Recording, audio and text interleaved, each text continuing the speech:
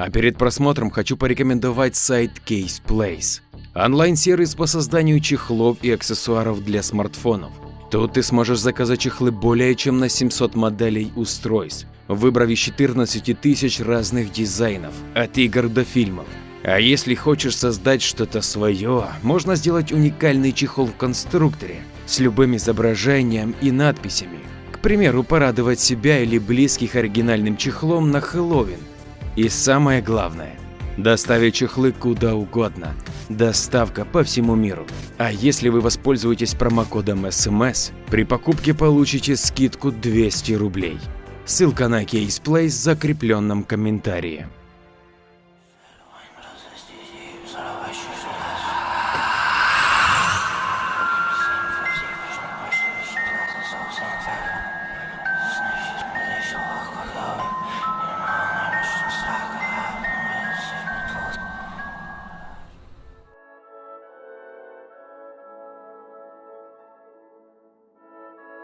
Патрикеевский дом инвалидов и престарелых, гордо именующийся пансионатом, наполнялся ожиданием чуда. Ветром перемен, что задувал в щели старых деревянных окон, новогодними украшениями и запахом апельсинов. Даже привычная смесь, висящая в воздухе, запах старости, столовской еды и лекарств немного потеснилась. В углу общей гостиной за потертым вельветовым диваном стояла пышная сосна, наряженная бусами, яркими пластиковыми шариками и бумажными гирляндами из цветной бумаги, сделанными собственноручно местными пациентами. На стенах красовались плакаты с поздравлениями и пожеланиями лучшей жизни в новом 2007 году. В окна заглядывал синий вечер, бросая в стекла пригоршни снега, настраивая проживающих и персонал на праздничный лад. 29 декабря. День посещений. Совсем одинокие люди собрались в гостиной перед большим пузатым цветным телевизором. Смотрели «Иронию судьбы», тихо переговариваясь. В коридоре по истертому желтому линолеуму постуковали костыли, шаркали тапочки, поскрипывали, проезжая старые инвалидные кресла.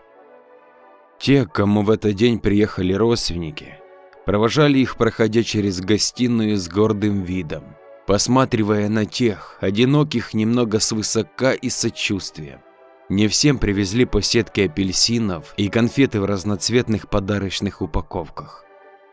Надо пожалеть несчастных, а потом поделиться с ними. А может быть и нет. Когда еще родня навестить приедет? Молоденькая медсестра Лерочка сидела на посту рядом с комнатой костелянши, невольно прислушиваясь к разговору, что доносился из открытой двери. Сиделка Нина Михайловна завела туда нервного, задыхающегося мужика в дорогой дубленке. Приехал он, насколько девушка поняла, к Лене Красовскому, инвалиду-колясочнику, который жил у них уже 3 месяца. Мать Красовского умерла, и старший брат оформил его к ним на проживание. «Вы что хотите, то и думайте, но я больше не приеду». Мужчина был зол и говорил на повышенных тонах. «Опеку я оформил, деньги выплачивать буду регулярно, пока этот не сдохнет». «Ну что же вы так, он же инвалид с рождения, ни в чем не виноват. Досталось ему горе». В голосе сиделки проскользнули укоризненные нотки. «Пожалеть его надо». «Пожалеть?» – взорвался мужчина. «Да эта тварь мне всю жизнь испоганила. Вы думаете, что он тупой? Он прикидывается. Все он понимает и знает, что можно, а что нельзя. Мать извел совсем. Она с ним как с писаной торбой носилась, все виноватой себя считала. Ну вот так, да? Что вы брови задираете? Съездила она в турпоход разок в Карелию. Вот и привезла нам подарочек оттуда. Да от кого и сама понять не могла. Потерялась в лесу. Нашли ее через 2 дня без сознания. Радовались сначала, что все так обошлось, а потом оказалась беременна. А мне всего 12 лет было, когда этот родился. Не показывали его никому почти год, а потом ей на работу надо выходить. Учительница она была, математичка. Тут-то и началось. В комнате задвигались стулья, гость, видимо, усаживался поудобнее. Выпейте водички. Михайловна, как обычно, заботливая. Спасибо. Так вот, чтобы вы представляли, мне приходилось с ним гулять после того, как нянька уходила.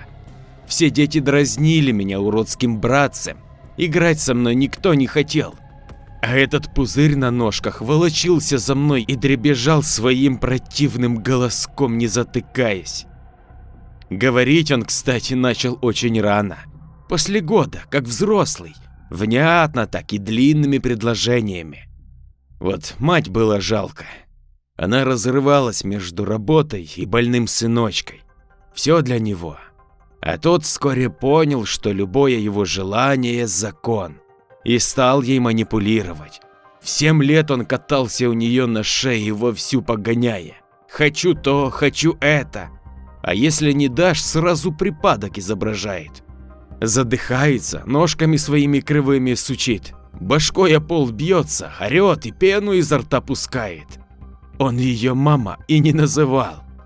Ты дай, ты принеси, ты жопу подотри, пошла отсюда. Понимаете? Пошла отсюда.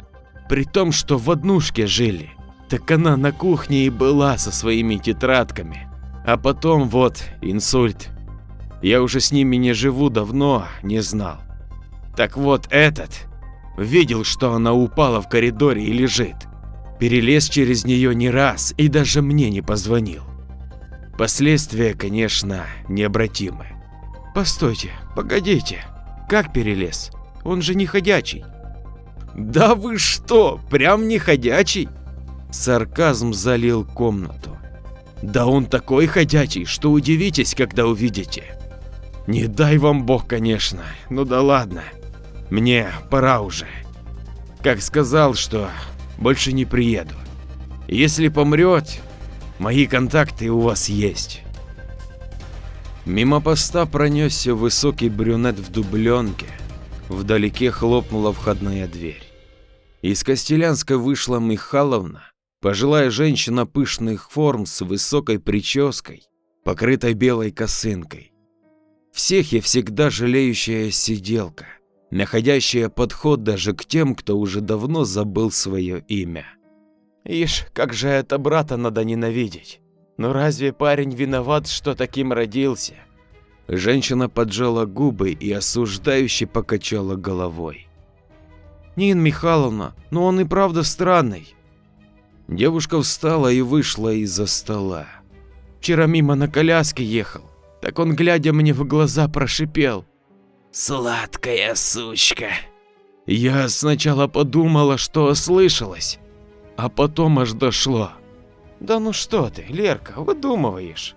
Такая у него участь тяжелая, с рождения калека, да и не живут долго они с такими заболеваниями. Алене уже 23, можно сказать, еще пару лет, и все. Я его когда обихожу, так прям жалко парня, не дай бог кому такое. Пойду в гостиную, может, на 2-ю серию «Иронии» успею. Люблю этот фильм, прям сразу Новый год на сердце, и Ипполита жалко. Михайловна ушла, громко шлепая резиновыми тапками по полу.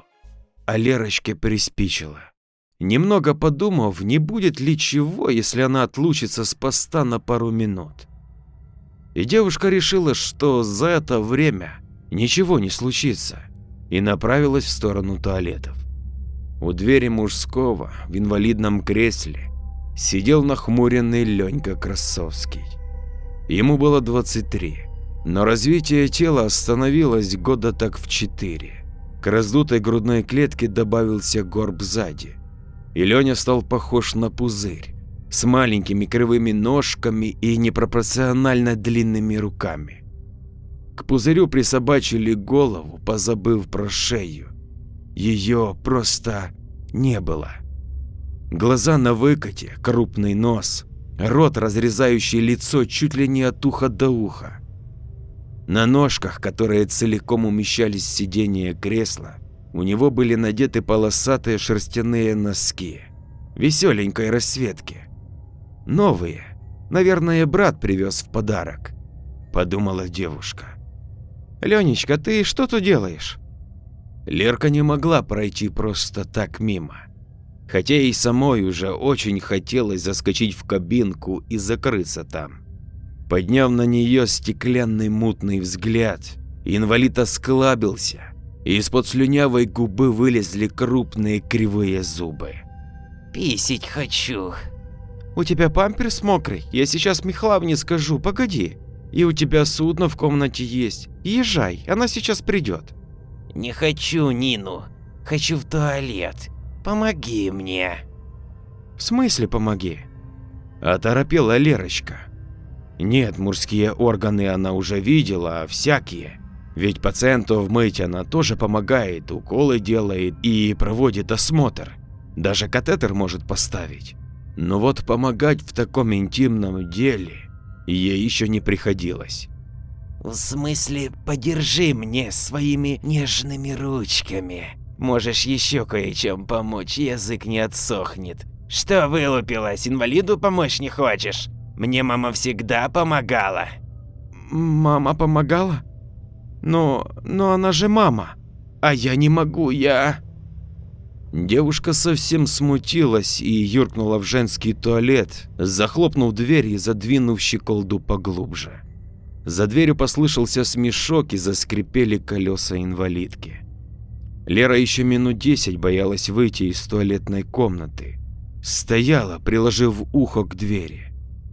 Только убедившись, что в коридоре стоит тишина, она отодвинула щеколду и, предварительно выглянув, сделала решительный вид и быстро пошла обратно на пост. Ближе к 8 часам вечера люди из гостиной стали перемещаться в свои комнаты. Мимо Леры проходили старики и старушки в своих лучших нарядах. Проезжали колясочники, ковыляли те, кто еще мог передвигаться на костылях. И все желали доброго вечера, перекидывались парой слов с девушкой и обсуждали завтрашний праздник. В пансионат должны были приехать актеры местного молодежного театра и волонтеры из «Старость в радость». Кто-то спрашивал про уколы, вечерние процедуры. Все тянулось своим чередом, вот только с легким привкусом ожидания чего-то чудесного, как это обычно бывает перед Новым годом. Ведь даже самые безнадежные ждут праздника, мечтают о маленьком чуде. Вдруг загаданное в полночь желание сбудется. Может быть, их на этот раз услышат, неважно кто или что. Дед Мороз, Вселенная, мироздание, Бог. Докричаться бы хоть до кого-нибудь. И они кричат, с закрытым ртом. Даже те, кто не могут говорить. Кого называют овощи, лежачие, кричат об избавлении от боли, от нездоровья и ждут, что их желание сбудется. Сначала до 31 января, потом до середины лета.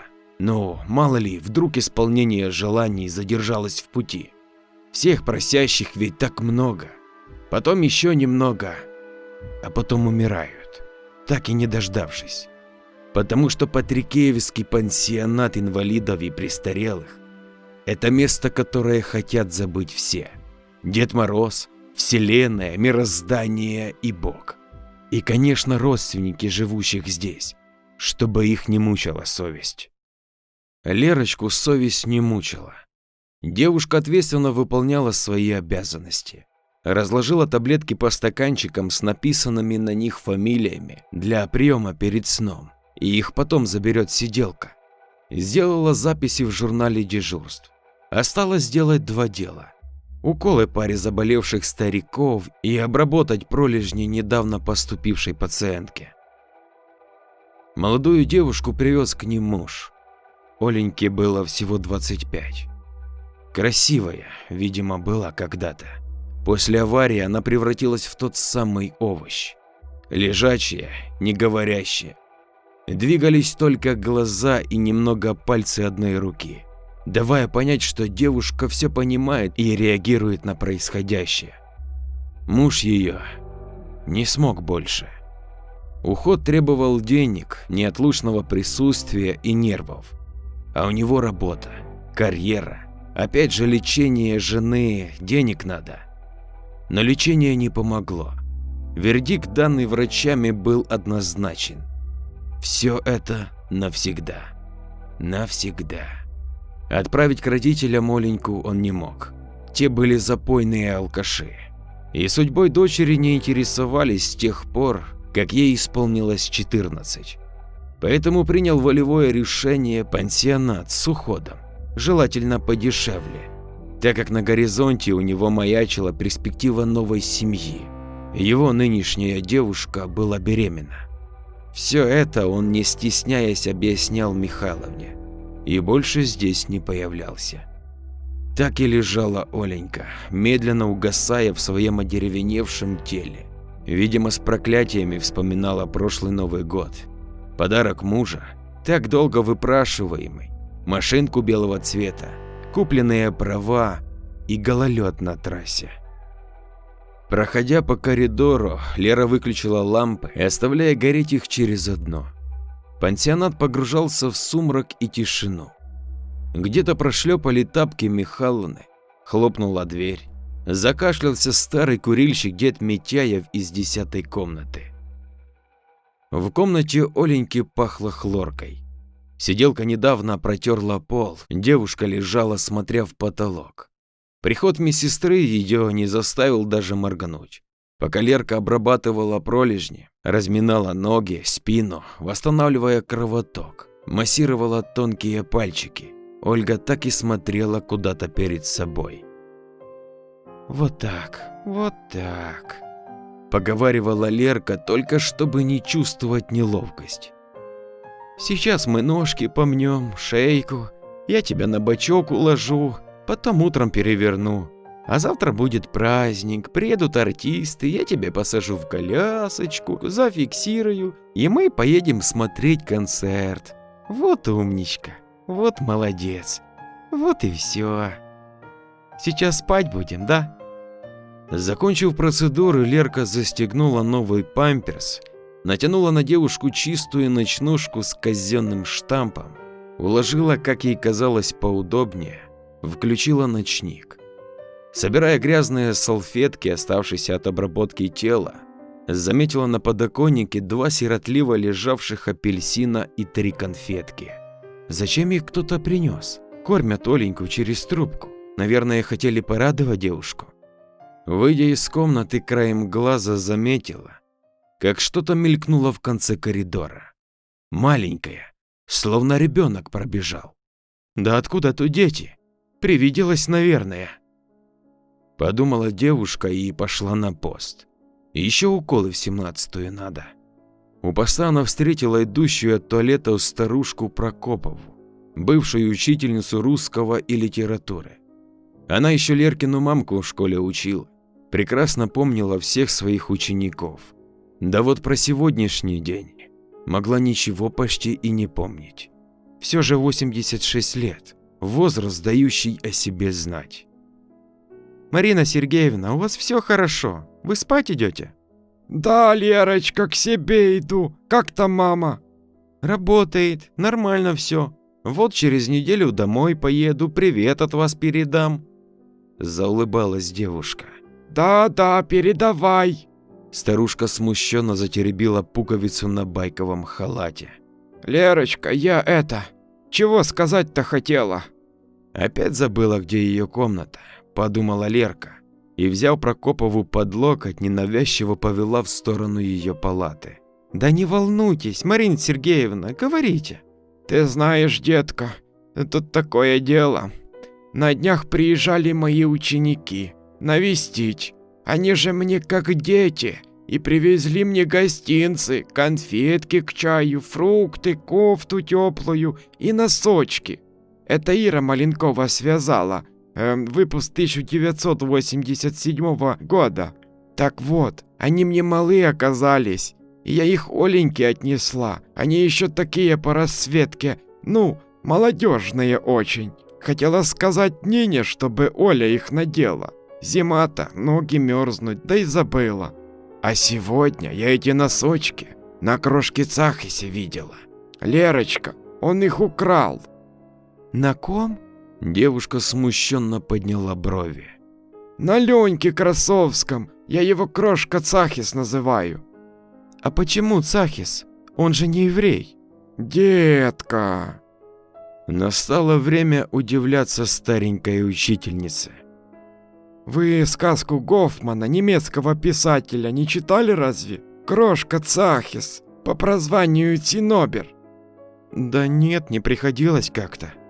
Лерочка вообще ничего не читала, кроме школьной программы. Там про уродливого телом и душой карлика. У карлика была отвратительная старческая мордочка, ножки-прутики и паучьи ручки. И фея, встретившая мать этого уродца, заколдовала сына женщины, пожалев ее. Никто больше не замечал его уродства. Он стал привлекательным для людей. А те мерзкие дела, которые он творил, всегда приписывали другим. Зато, когда кто-то в его присутствии делал хороший поступок, то тот поступок присваивали ему. И так он стал министром страны. А дальше? Девушка завороженно слушала. А дальше вы прочтете сами, а потом перескажете мне сюжет. Учительница сурово посмотрела на Лерку.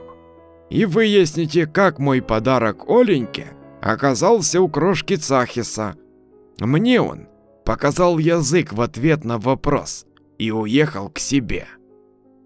Прокопова давно ушла. Лера вернулась из 17-й, сделав укол. Нина Михайловна прошлепала в свою комнату, пожелав спокойной ночи. Все катилось своим чередом. Жильцы пансионата засыпали, тяжело вздыхая, молясь, ворочаясь в неудобных постелях. Наступала ночь. Посидев еще немножко за столом, девушка пошла в гостиную. Включила телевизор, прикрутив звук. Все равно до утра уже будет все спокойно. Даже если кто-то умрет, это обнаружит Михайловна после побудки. Показывали старые новогодние фильмы, уютные, как мамина пушистая кофта. Лера не заметила, как стала клевать носом, и заснула. Какой-то неявный звук выдернул ее из дремы. Вроде бегает кто-то по коридору, топоча ножками. Да так быстро. Девушка прислушалась. Никто у них тут на такое не способен. Может, животное какое забежало? Лерка тряхнула головой. Ну какое животное? Дверь входную сама закрывала. В коридоре мелькнула тень. Сумрак размазывался по крашенным стенам, скользил по полу, лампы, горящие через одно, чуть пригасили свет. Ответственность победила. Лерка встала с дивана, решив, что надо проверить. Может, там кому-то плохо? Дверь в комнату Оленьки была приоткрыта. Лерка нахмурилась. Прокопова, может, опять заходила, не спится ей. В комнате упало что-то стеклянное, явно разлетевшись на куски. Девушка вздрогнула, толкнула дверь, открыв ее. У развороченной Оленькиной постели, на ее инвалидном кресле, сидел крошка Цахис. В полосатых носочках и жрал апельсин. В глаза Лерке бросилась расковыренная в оранжевому боку фрукта большая дырка, куда Ленька, как обезьяна, поочередно засовывал пальцы и язык. Ленечка, ты что тут делаешь? Тебе спать на... И тут Лерка увидела Оленьку в ворохе скомканного одеяла, беспомощную, распластанную в задранной ночнушке и расстегнутом памперсе. Между раздвинутых ног виднелась желтая мякоть и куски цедры. На глазах у нее лежали 2 апельсиновых корки, как монеты у покойника, чтобы не смотрела, видимо. Из-под них текли слезы, заливая подушку. Ты что сделал? Заорала Лерка, замахиваясь на карлика. Что сделал? Урод? Она не давала. Прошамкал Ленька, все еще вертя языком в апельсиновой дырке.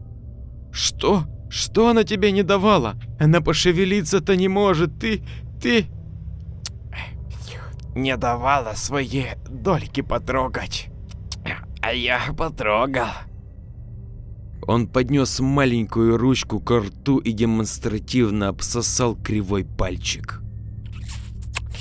Сладкий сок. Урод, пошел отсюда! Девушка бросилась к лежачей.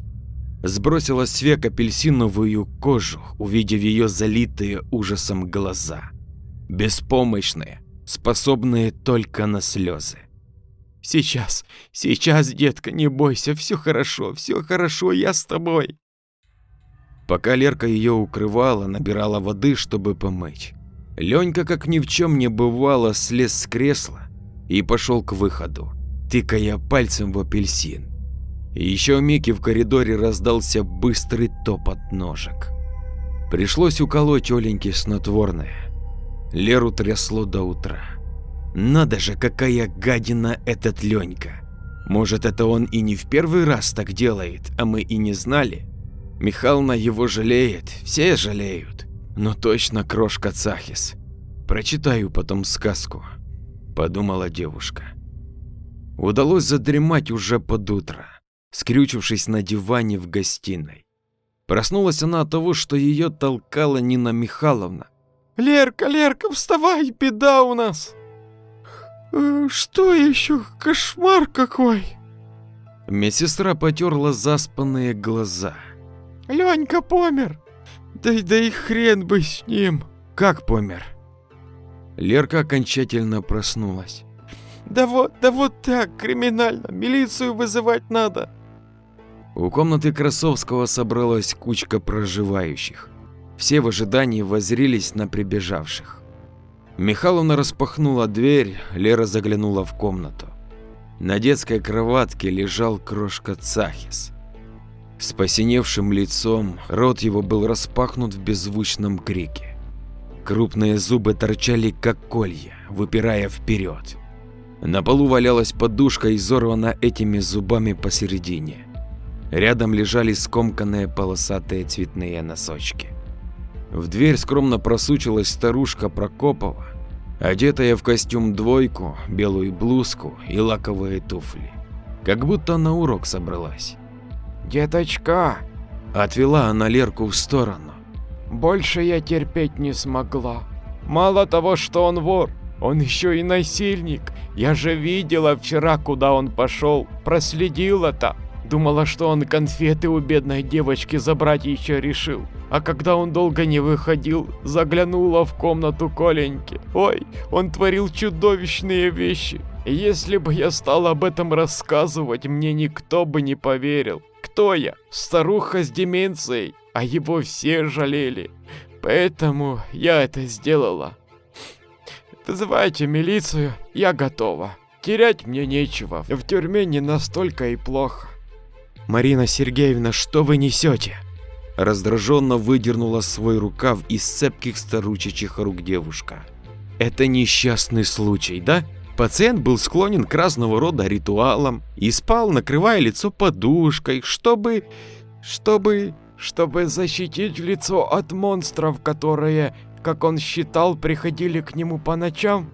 Прошептала старая учительница. Да, именно так. Вы молодец. Марина Сергеевна, все очень хорошо поняли. Идите теперь к себе, сегодня на завтрак будут давать вашу любимую запеканку. Михайловна еще поухала над маленькой кроваткой, подняла подушку и положила ее на застывшее лицо крошки Цахиса. Как жалко, громко сказала она. И как только вышли все из комнаты, она добавила: как жалко, что мать твоя это раньше не сделала. Ну что ж, вот и подошла к концу очередная история, на которую было потрачено вагон времени. Надеюсь на вашу поддержку в виде подписки и комментария. Ну а если еще и поделитесь со своим другом, то цены вам нет. Для вас это 20 секунд потраченного времени, а для канала это как-никак продвижение. Кто же, как не вы? Всем хорошего настроения и до скорых историй. С любовью и уважением, ваш Андрей.